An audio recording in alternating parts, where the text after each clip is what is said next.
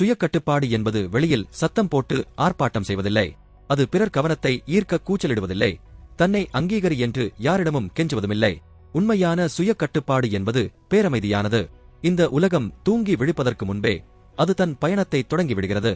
யாரும் பார்க்காத போதும் இருளுக்குள் அது தன் உழைப்பை தொடர்கிறது. ஆரம்பத்தில் இருந்த ஆர்வம் குறைந்த பிறகும் அது தொடர்ந்து களத்தில் உறுதியாக நிற்கிறது. ஏனெனில் உந்துதல் என்பது தற்காலிகமானது. அது வானிலையைப் போல வந்து வந்து போகும். சில நாட்கள் உங்களை யாராலும் தடுத்து நிறுத்த முடியாது என்று தோன்றும். சில நாட்களோ உங்களுக்குள் எந்த ஒரு சலனமும் இருக்காது, நகரக்கூட பிடிக்காது. அந்த புள்ளியில்தான் பெரும்பாலான மனிதர்கள் வீழ்ந்து விடுகிறார்கள். அவர்கள் தோற்றுவிட்டார்கள் என்பதால் அல்ல, தொடர்ந்து செயல்படத் தவறியதால் மட்டுமே. அவர்கள் மனநிலை தயாராகும் வரை காத்திருக்கிறார்கள். விதியின் சமிஞ்சைக்காக ஏங்குகிறார்கள். சரியான தருணம் வரும் என்று தங்களை தாங்களே ஏமாற்றிக் கொள்கிறார்கள். ஆனால் சுய கட்டுப்பாடு உள்ள சிங்கங்கள் அவர்கள் தடைகளை உடைத்து நகர்ந்து கொண்டே இருக்கிறார்கள்.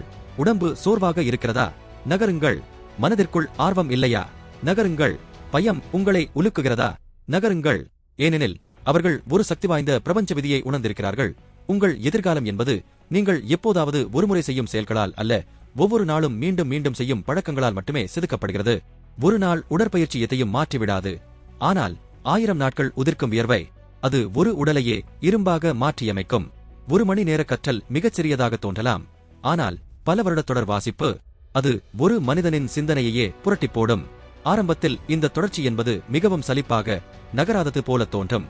அதனால்தான் பலவீனமானவர்கள் பாதியிலேயே விலகுகிறார்கள். அவர்களுக்கு உடனடி மாற்றம் வேண்டும், அடுத்த நொடியே வெற்றி, அடுத்த நொடியே பலன் கிடைக்க வேண்டும் என்று துடிக்கிறார்கள். ஆனால் இயற்கை ஒருபோதும் அவசரப்படுவதில்லை. மாபெரும் மலைகள் மெதுவாகவே உருவாகின்றன. பேரரசுகள் செங்கல் செங்கலாகவே கட்டப்படுகின்றன. வரலாறுகள் உழைப்பின் வழியாகவே மெதுவாக எழுதப்படுகின்றன. உங்கள் வாழ்க்கையும் அப்படித்தான். நாள் வாரியாக நீங்கள் எடுக்கும் ஒவ்வொரு சிறு முடிவின் வழியாகவே அது உருவாகிறது. சுய கட்டுப்பாடு என்பது இந்த நொடியில் நாக்கிற்கும் மனதிற்கும் கிடைக்கும் தற்காலிக இன்பத்தை மறுத்து எதிர்கால மாபெரும் லட்சியத்திற்கு எது மிக முக்கியம் என்பதை தேர்ந்தெடுப்பதே ஆகும். வசதியான சூழல் என்பது ஒரு மெல்ல கொல்லும் விஷம். நீங்கள் எந்த அளவுக்கு உங்கள் உணர்ச்சிகளுக்கு அடிமையாகிறீர்களோ அந்த அளவுக்கு உங்கள் மனக்கோட்டை பலவீனமடையும். ஆனால் இப்போதெல்லாம் நீங்கள் ஒரு கடினமான செயலை செய்கிறீர்களோ, குறிப்பாக அதை செய்ய உங்களுக்கு சற்றும் விருப்பமில்லாத போதும் துணிந்து இறங்குகிறீர்களோ, அப்போதெல்லாம் உங்கள் ஆன்மா வலிமையடைகிறது. அடித்தளங்கள் பஞ்சு மெத்தைகளில் உருவாவதில்லை, இடி மின்னல்களுக்கு நடுவே தடைகளை எதிர்க்கும் போது மட்டுமே பிறக்கிறது. உண்மை என்னவென்றால் உலகை வென்ற எவனுக்கும் எப்போதும் ஆர்வம் இருந்ததில்லை, வெற்றியின் உச்சியில் இருக்கும் மனிதர்களுக்கு கூட. ஆனால் அவர்களுக்கும் சராசரி மனிதர்களுக்கும் உள்ள ஒரே வித்தியாசம், அவர்கள் தங்களை இராணுவ வீரனைப் போல பழக்கப்படுத்திக் கொண்டார்கள். உணர்ச்சிகளுக்கு இடம் கொடுக்காமல் கடமையை செய்ய அந்த ஆரம்பகட்ட உற்சாகம் வடிந்து சலிப்பு தட்டினாலும் தொடர்ந்து முன்னேற அவர்கள் பழகியிருக்கிறார்கள். அதுதான் சுய கட்டுப்பாடு. அந்த சுய கட்டுப்பாடு மட்டும்தான் உங்களுக்கான உண்மையான சுதந்திரத்தை வாரி வழங்குகிறது. பலவீனத்திலிருந்து சுதந்திரம், தள்ளிப்போடும் கொடிய பழக்கத்திலிருந்து சுதந்திரம், ஒரு சராசரி மனிதனாக வாழ்ந்து மடியும் சாபத்திலிருந்து சுதந்திரம்.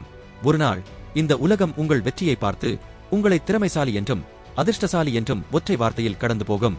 ஆனால் நீங்கள் உங்களை வற்புறுத்தி தொடர்ந்த அந்த அதிகாலை பொழுதுகளை, யாரும் இல்லாத அந்த தனிமையான இரவுகளை, சலிப்பை எதிர்த்து நீங்கள் செய்த தியாகங்களை இந்த உலகம் ஒருபோதும் காணப்போவதில்லை.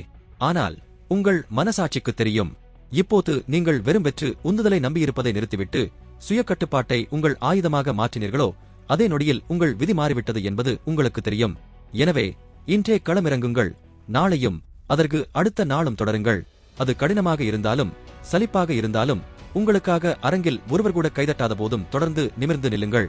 ஏனெனில் நீங்கள் எடுத்து வைக்கும் ஒவ்வொரு சிறு அடியும் வரலாற்றின் தடம். இவர் ஒருவர் இந்த தொடர்ச்சியை தன்வசப்படுத்துகிறாரோ, காலத்தால் கூட அவரை தடுத்து நிறுத்த முடியாது.